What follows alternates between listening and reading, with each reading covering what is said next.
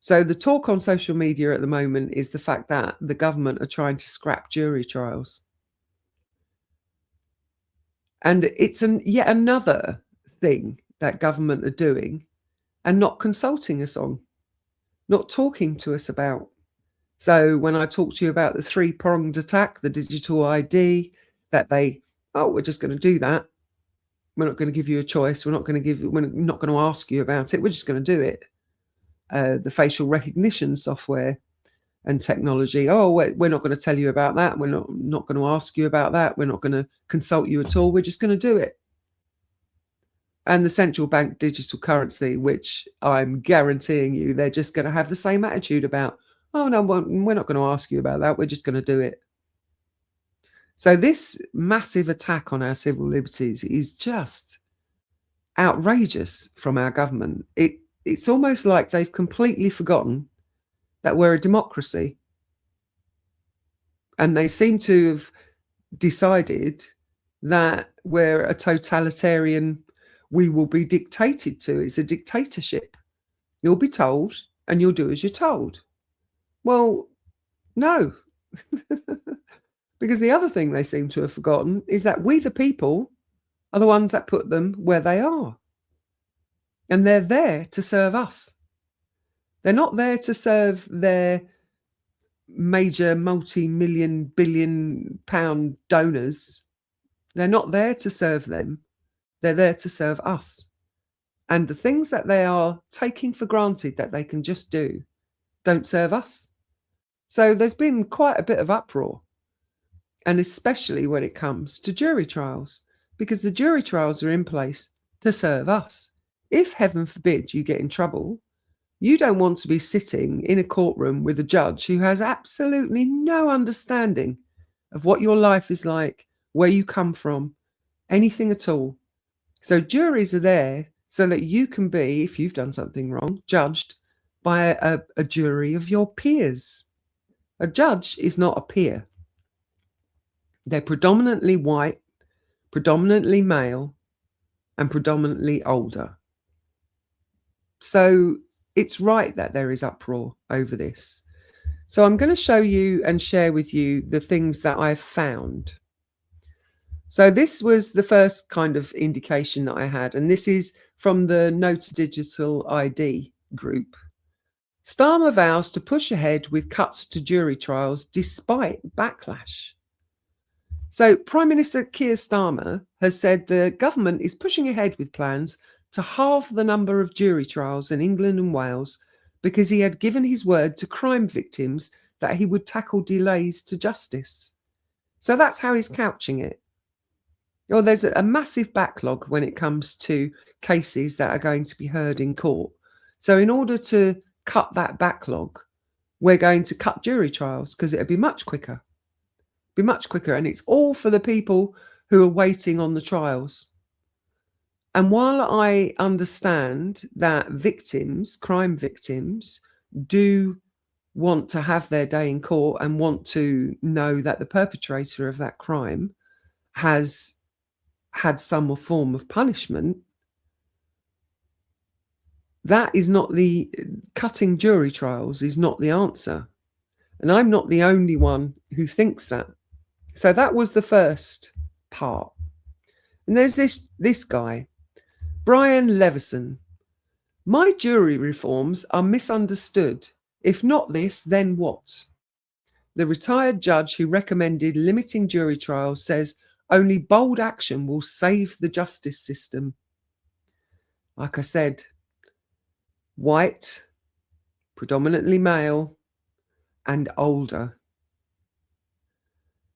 So that's what he's saying. Now, we'll get it straight. I don't want to sound like they're going to do away with jury trials completely. What they're proposing is that jury trials are only for really like outlandish cases, things like murder, things like that. That would still involve a jury trial, but lesser crimes, they want to take the jury trial completely away. And this lady, Joanna Hardy Suskind, I could literally reduce the Crown Court backlog in 9 steps starting tomorrow, and precisely none of it would involve tampering with jury trials. So she has a few ideas of what she would like. The Free Speech Union. Once jury trials are removed for reasons of convenience or efficiency, the process is irreversible. Lord Young, General Secretary of the Free Speech Union, chaired a brilliant panel discussion at Inner Temple in defence of jury trials. It was a tour de force from our star-studded speakers who set out a passionate defence of this ancient liberty. So I'm just going to show you what they had. I just chaired a fantastic panel on the right to trial by jury here at the Inner Temple. We had a fantastic panel. We had the Labour peer, Lord Boateng. It was Lord Judge who said so rightly that once juries are removed for reasons of convenience or efficiency, the process is irreversible. We had a former judge, His Honour Christopher Kinch. Trial by jury is undoubtedly the gold standard. It is, and it may be, as Lord Boateng's commented, an odd system in its origins, but it's the best system yet devised for deciding whether guilt has been proved by the state against an individual. And you need look no further than the present Secretary of State for Justice's view. Even Mr. Lammy wants to retain jury trial for the most serious offences, at least for now. We had 2 barristers, Adam King and Kate O'Rahilly.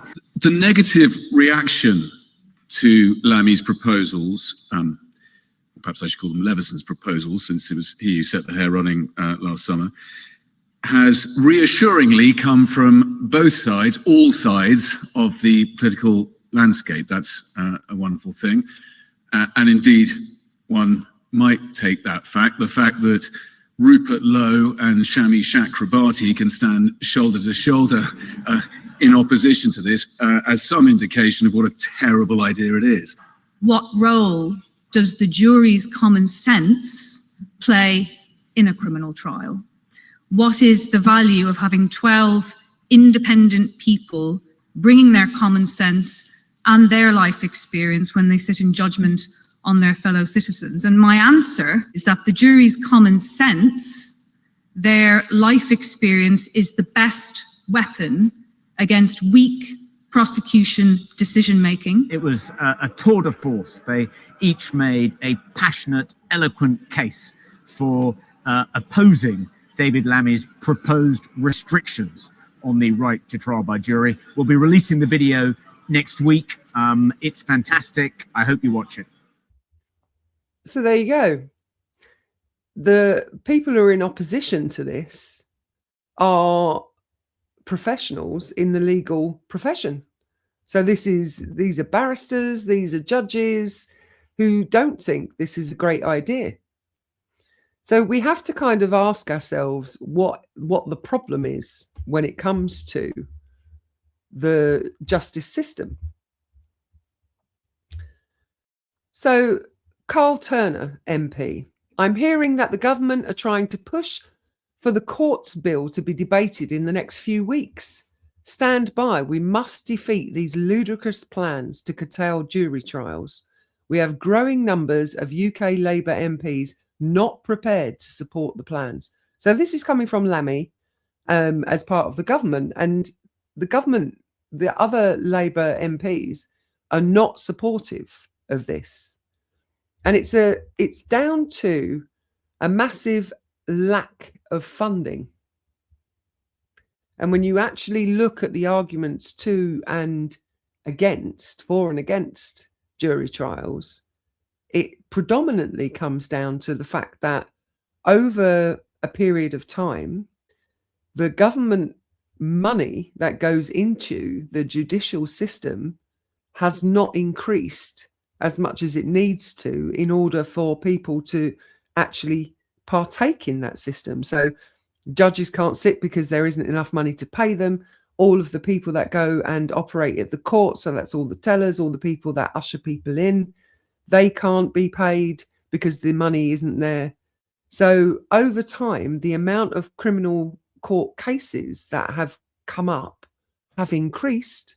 However, the government funding to the judicial system in order to be able to deal with those cases has not increased. It's not kept in line with the demand. So we'll go further. A powerful watch. Video from Shadow Justice Secretary N.J. Timothy. Keir Starmer is doubling down on his sinister authoritarian assault on our ancient right to jury trials, despite clear warnings from judges, lawyers, and victims of crime. This plan would destroy public trust in our criminal justice system. It will also see more people banged up for exercising their right to free speech. We cannot afford to let this happen. Labour MPs must join their brave colleague, Carl Turner MP, and reject it. This issue is above party politics. So I'm just going to let you listen to him. This is a message to Labour MPs. The Prime Minister is doubling down on his attack on jury trials, despite warnings from judges, lawyers, and victims of crime. And I know many of you have grave concerns about what he's asking you to support. Jury trials are an ancient English right. They're the foundation of public trust in the criminal justice system. Now, I know the great figures in your party's history, Clement Attlee, Harold Wilson, James Callaghan, would never have tolerated a change like this. Don't let Keir Starmer make you go along with his plans. Back your colleague, Carl Turner, and join us in fighting to save jury trials. So there are lots of people in uproar over this. And it just, as a member of the public and not as a person who sits on a bench and so I'm not anything to do with the judicial system. As a member of the public, it just feels like another one of our roles in society being swallowed up by control. Though the people who were acquitted today from Palestine Action, I don't think would have been acquitted if a jury had not been present.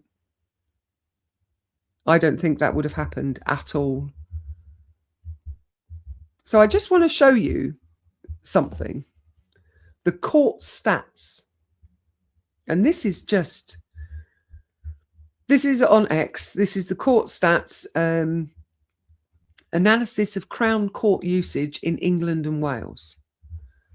So you can go, it says you can look at 2 years of Crown Court data is now available to download from Court Stats.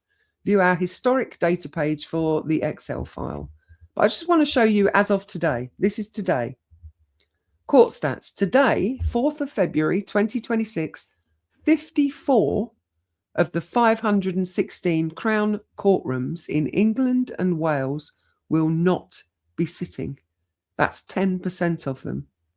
Now, we have a massive backlog of criminal cases that are due to come to court. However, 54 of those courts, 10% of the courts across England and Wales are not sitting at all. And that is because there isn't enough money to cover the cases going into court. There isn't enough money for the judges, all the people that are involved. There isn't enough money. So 64 Crown courtrooms unused each day despite record 80,000 backlog. So there are 80,000 cases waiting to go to court. And this was on the 2nd of February. So this was 2 days ago. 64 Crown courtrooms are unused. So on Friday, November the 7th, there were 119 courtrooms not sitting, almost a fifth of the total capacity. Analysis of figures compiled by Court Stats shows. So this is an article, and I'm going to take you to the article. It's in the Daily Mail, and we'll have to take him out. We don't really want to see Peter Mandelson. More than 64 Crown courtrooms sit unused every day despite a record backlog of 80,000 cases. David Lammy's plans to tackle the soaring caseload by jettisoning juries data shows Britain is failing to use the capacity it already has. From the beginning of last November to the end of January, an average of 64.4 of the 516 Crown courtrooms in England and Wales have sat empty and unused across working days, more than 12%. This is not counting quieter sitting days during the festive period, including December 23rd, when 275 courtrooms were unused, and January the 2nd, when 347 sat empty. On Friday, November the 7th, there were 119 courtrooms not being used, almost a fifth of the capacity. Current projections show Crown Court caseloads will reach 100,000 by 2028, meaning a suspect charged with an offence today might not appear before a jury until 2030. Criminal defence barrister Joanna Hardy-Suskind, the lady that I showed you a few minutes ago, she has criticised Mr Lammy's proposals to scrap jury trials for all but the most serious offences and asked why the full court capacity was not being used to speed up prosecutions. Can we please open and pay for those closed courtrooms and hold rape trials in them instead of restricting jury trials for thousands of people? If not, why not, she said. Cut jury trials to save 20% of time, or just open these courtrooms to utilise the extra 14% capacity. Make it make sense. And she's right.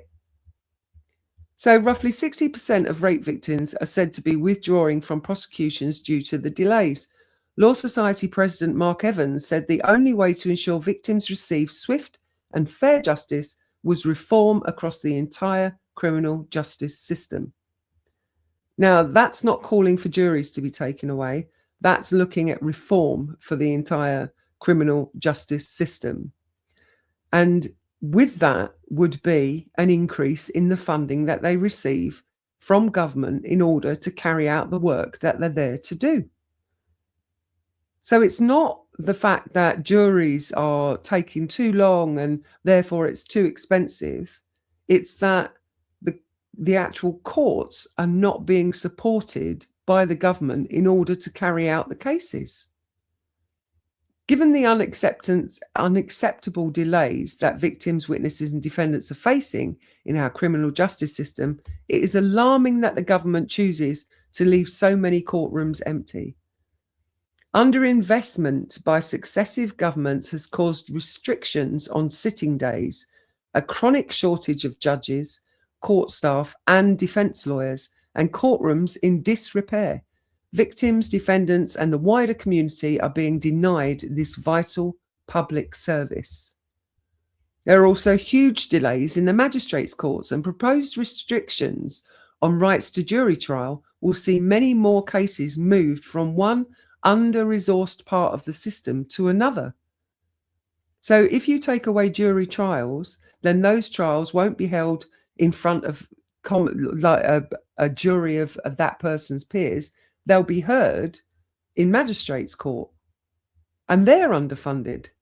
So that's just, like I said earlier about figures being taken from one place and put to another. That predicted 100,000 cases by 2028 means that will go and be a burden upon the magistrates' court now. The criminal court backlogs are the result of decades of underinvestment in the criminal justice system, with justice spending down 24% since 2007-2008. So justice spending is down 24%. Ensuring victims and witnesses get swift and fair justice will require sustained funding and reform across the system. It just feels like coming up with that, we're going to do away with juries because it will make it much quicker and cheaper to do it. That's not reform across the system.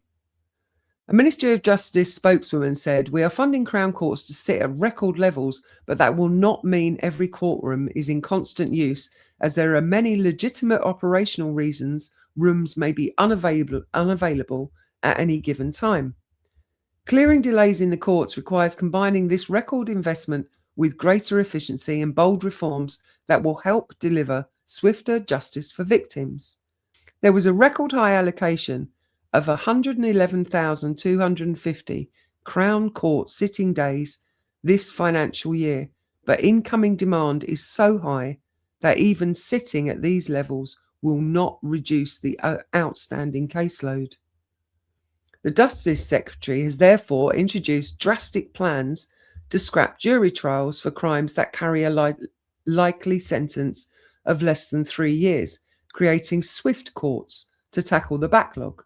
Serious offences, including murder and rape, will still go before a jury, and volunteer community magistrates will take on more work. Volunteer community magistrates. So therefore, what they're saying is, if it's done by volunteers, we don't have to pay them, which means we don't have to invest in the justice system. So I find that really quite upsetting. I find that upsetting because it's showing that there is a drastic lack of funding in our criminal justice system. And government's answer to that is, oh, well, we'll just take away jury trials because that'll cut the amount of money that is needed within the system, and it will cut the amount of time so that people who are victims can get a speedier conclusion, which is just skirting around the fact that government haven't been funding the judicial system for a long while, and that it's down to them to sort that out.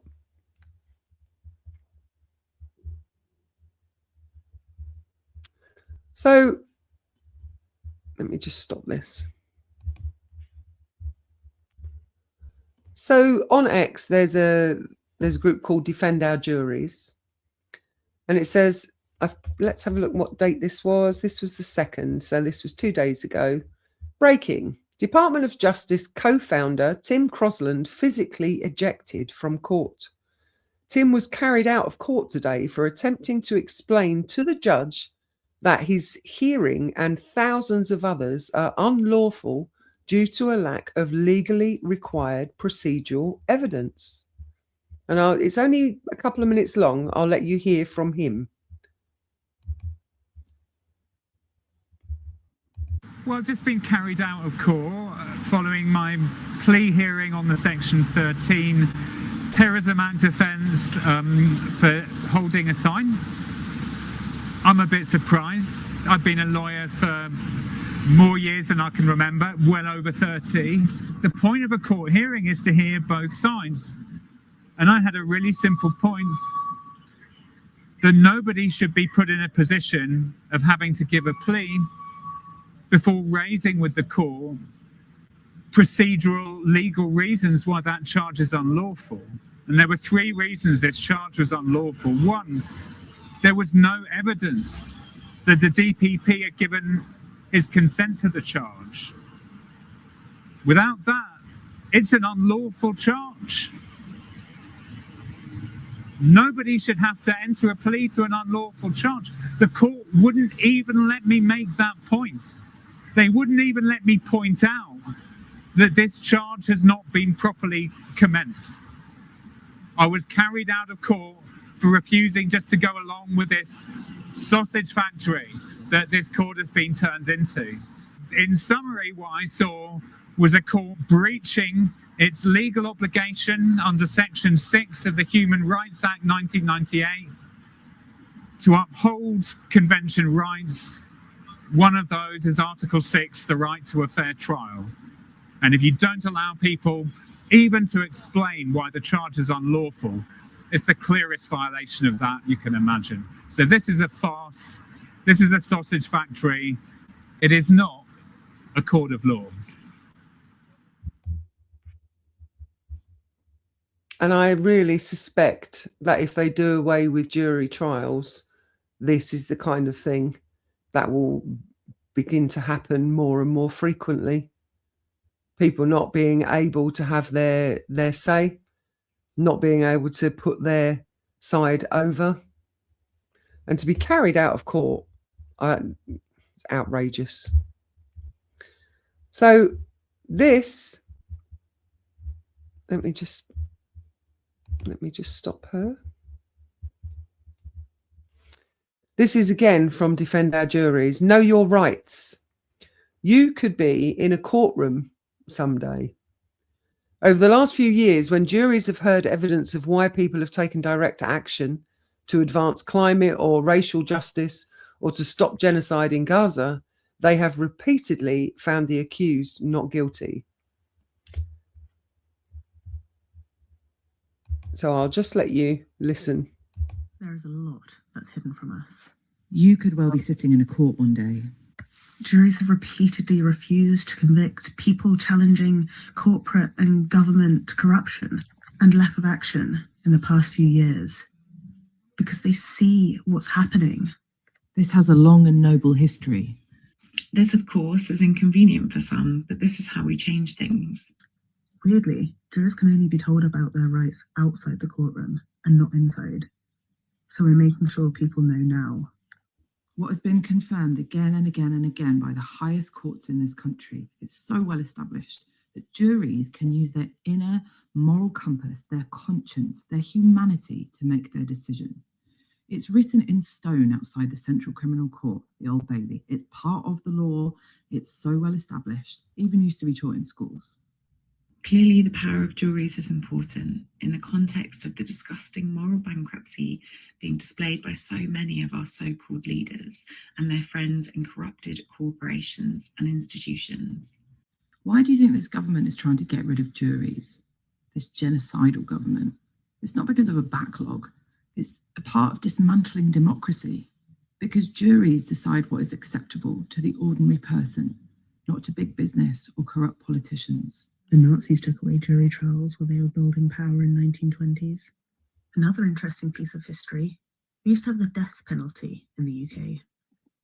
In the 1700s, the number of small crimes you could be executed for kept expanding, particularly around property rights. This was a way for the rich to control the poor. So juries kept finding people not guilty. They refused to send them to their deaths. And then the laws had to change. That's how democracy works. The people leading the way. Judges know very little about what life is like for ordinary people. And they get things wrong. The jury is a safety valve in dangerous times. If you think that it's important that jurors know their rights, please share this video.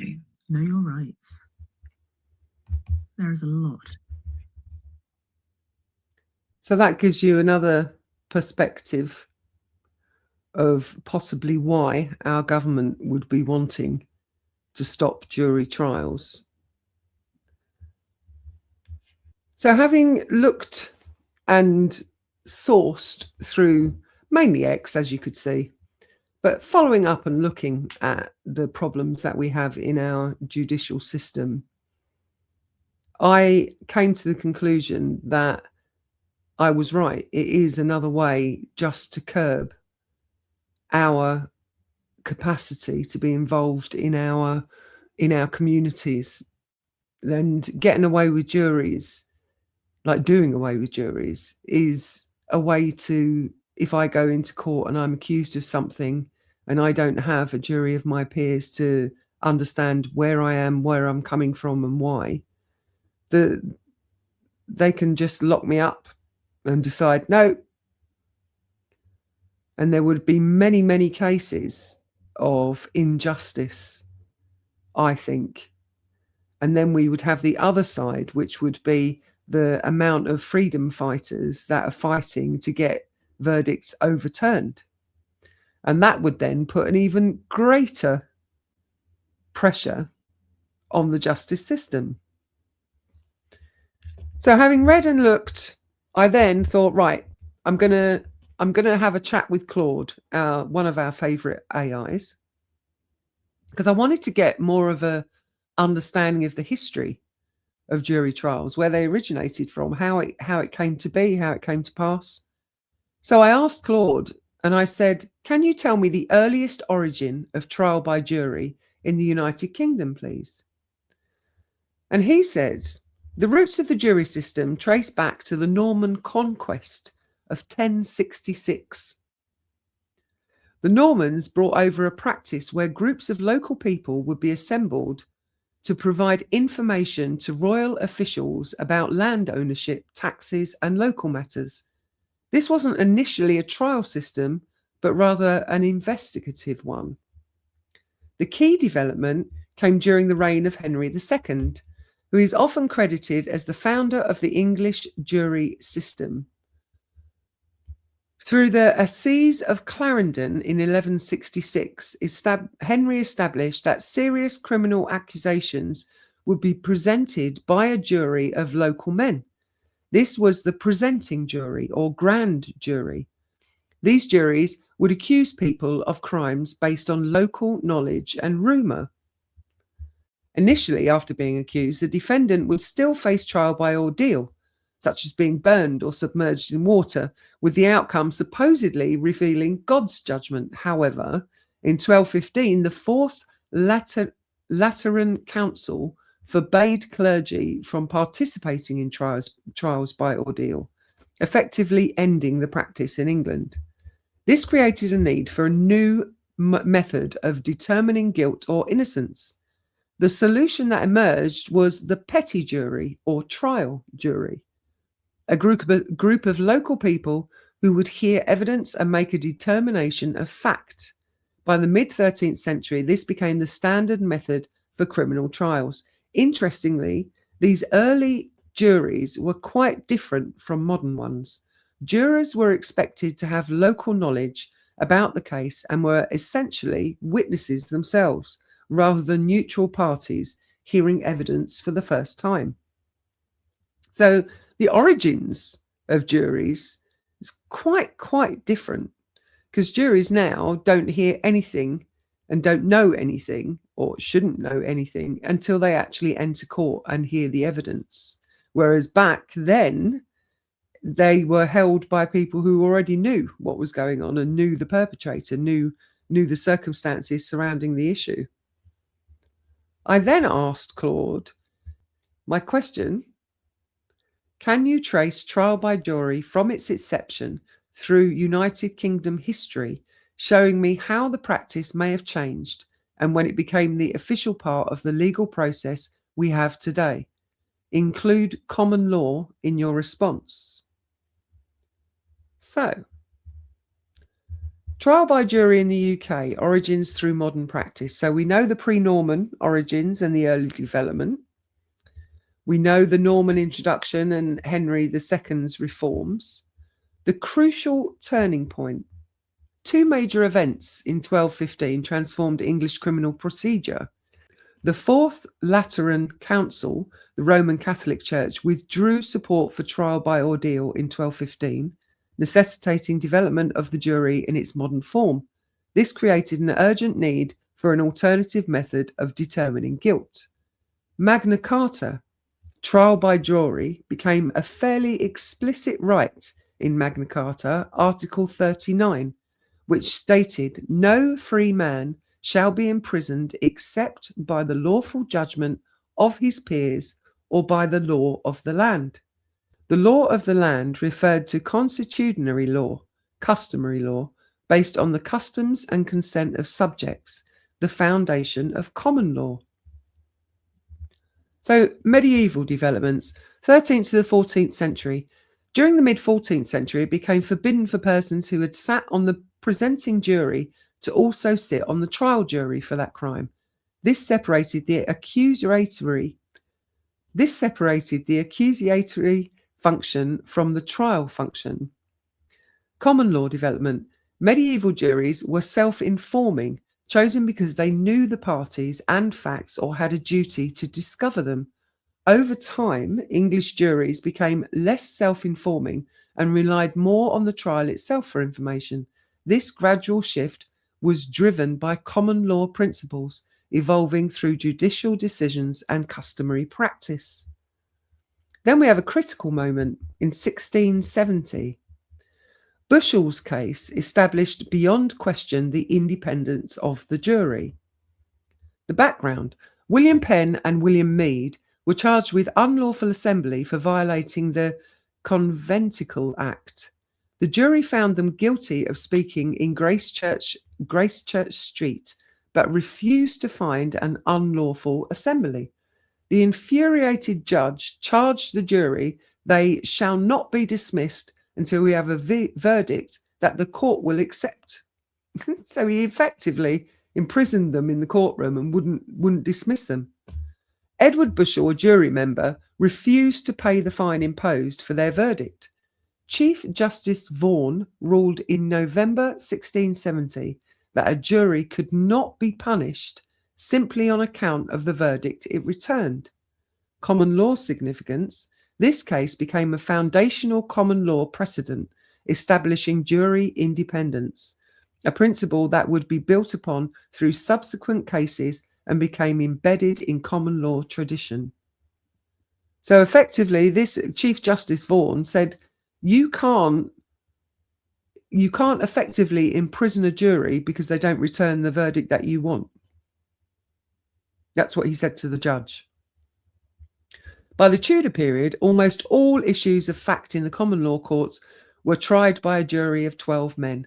The jury system became integral to the common law courts as opposed to equity courts or ecclesiastical courts. 19th century reforms. 19th century saw significant statutory reforms that built upon common law traditions. Property qualifications were formalised, limiting jury service to men of property. In 1846, juryless trials were introduced in new county courts for civil cases. So they would be county courts and magistrates' courts for us. The Common Law Procedure Act 1854 gave litigants the option of trial by judge alone in civil cases. Women remained excluded from juries until 1919. So the modern system, the Juries Act 1974. The Juries Act 1974 consolidated and modernised jury law, representing the culmination of centuries of common law development now codified in statute. Key provisions: abolished property qualifications, making jury service based on electoral registration. Required jurors to be aged 18 to 70. Later it was increased to 75. Required residence in UK for at least 5 years since the age of 13. Further modernisation: the Criminal Justice Act 1967 allowed majority verdicts 10 to 2 or 11 to 1 after deliberating for at least 2 hours, whereas previously verdicts had to be unanimous. Criminal Justice 2003 removed exemptions for judges, lawyers and clergy and other professionals who could now serve on juries, making the jury pool more representative. The common law relationship: throughout this history, trial by jury has been integral to the common law system. Common law courts historically required juries for serious criminal matters. Jury independence developed through common law precedent, especially Bushell's case. The jury's role as fact finder while judges determine law became a common law principle. Even after statutory codification, Juries Act 1974, the system retains its common law character. Juries still exercise judgment based on conscience and community standards. The modern UK jury system represents the evolution of common law tradition now governed by statute, maintaining the independence established in 1670 while adapting for contemporary democratic society. Well, that's if it was in a democratic society. Seems our society in the UK here is becoming less democratic by every action that the government take. So I'm not sure what you think about the whole discussion around jury trials and whether juries should be abolished. The Morning Star, they had a take on this. You don't fix a broken system by breaking it further. And it's about why jury trials must be protected. In 1992, writing for Socialist Lawyer, the man who's now our Prime Minister made a powerful defence of one of the oldest rights in our constitution. So Keir Starmer said, "The right to trial by jury is an important factor in the delicate balance between the power of the state and the freedom of the individual. The further it is restricted, the greater the imbalance." Keir Starmer said that. And they say the real causes of the backlog are well known. They stem from years of sustained underfunding and neglect, coupled with the closure of courts, the decay of those that remain, and a legal aid system hollowed out to the point of dysfunction. Ministers cut judicial sitting days for years, and the profession is still suffering from the failure to recruit and retain barristers after a decade of pay erosion and chronic underinvestment. The backlog, now sitting at 80,000 cases, with some trials in London listed as far away as 2030, is a crisis of successive government own making. Justice delayed is justice denied, but justice manipulated for political convenience is no justice at all. It's worth remembering the warning issued, this time in 2020, by the man who now serves as our Justice Secretary. Dispensing with juries will damage our democracy. Those words were true then, and they are true now. The government must rediscover the principles it once claimed to champion, scrap those dangerous proposals, and invest instead in rebuilding a justice system that has been allowed to crumble for too long. To remove the right to jury trial would be a catastrophic mistake. So I want you to think about it. I want you to think about where you sit with it. I know from my own heart that I feel this is another way of forcing control from above, because a lot of the things that have come to court that government aren't happy people have been acquitted for, especially in light of the Filton 6 so far being acquitted. They didn't want that. And if they hadn't have had jury trial, they wouldn't have had that. They wouldn't have got that. So I just want to share with you now this piece. So we know that if a jury hadn't been in place for the 6 people from Palestine Action who went up in court today, that they would now be behind bars. If a jury hadn't been in place. And as Jeremy Corbyn says, the rest that are coming, this has now set a precedent for their cases as well. So government didn't get what they wanted. They would have liked for them to have been found guilty and to be charged and put away. But this young man was outside the court. His name is Cameron. 6 of the Filton 24 acquitted by jury despite meddling by trial judge. Starmer and Lammy will now double the effort to get rid of jury before the next cohort are put on trial. So just have a listen to this. Great bit of journalism asking some incredible questions. David Lammy, yesterday, he said he's going to get rid of juries and yeah, I saw that. They're going to replace them with judges. What do you think? What's the motivation behind this change, do you think? It's just part of the general trend towards authoritarianism. I mean, juries are the last defense of the citizen against the government. So it's of a piece with, the idea of people being charged here ending up with 30-minute court cases. Yeah. I'm flabbergasted. I'm really, really surprised by how quickly this country is going on the road to fascism. Basically. And I'm assuming you've been following the changes that's been made to this case from Justice Chamberlain to the 3 judges. Yeah. Why do you think they made this change? I think they didn't trust Chamberlain. They thought he might come out with a verdict in favour of Palestine Action, so they made.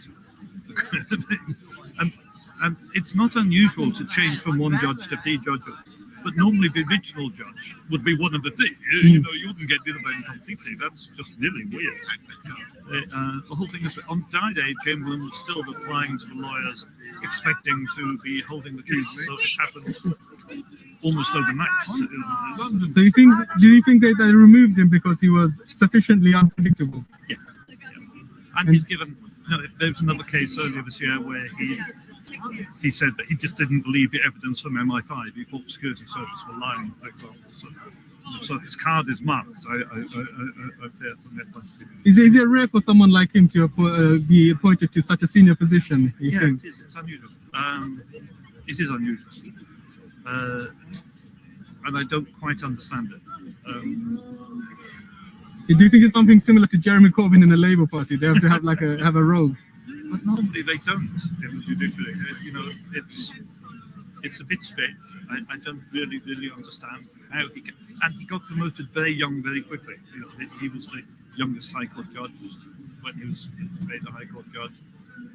So yeah, there's something strange about the whole thing. Okay, final question. Yeah. Any prediction on what the outcome is going to be? Oh, I don't think it will be good. I'd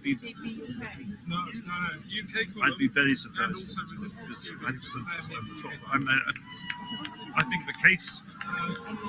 I think the government case is terribly weak, and but they'll still win somehow. Yeah, eventually we'll win at the European Court of Human Rights one day, but that's like 4 years away. So there you go. So that's my piece on jury trials. I just felt that it was really important to share with you how government really have begun to start curtailing our ability to have our say. It's disturbing for me. I'm finding it more and more difficult to understand why they would be not more and more difficult to understand why they would be trying to take away our freedoms, because I think we actually understand why they're trying to take away our freedoms, because that's what the big global agenda is all about. Let's keep everybody controlled, let's keep everybody surveilled, and then we can dictate what they can't do. And of course, having a trial by jury means that they can't dictate what we can and can't do, because we're the ones dictating whether somebody is guilty or not. And that doesn't sit well with the overall agenda of how things are supposed to be going from a global control point of view. You take the power out of the people's hands, and one of those steps, along with the digital ID, CBDC, facial recognition technology, is to stop them being able to determine guilt or innocence.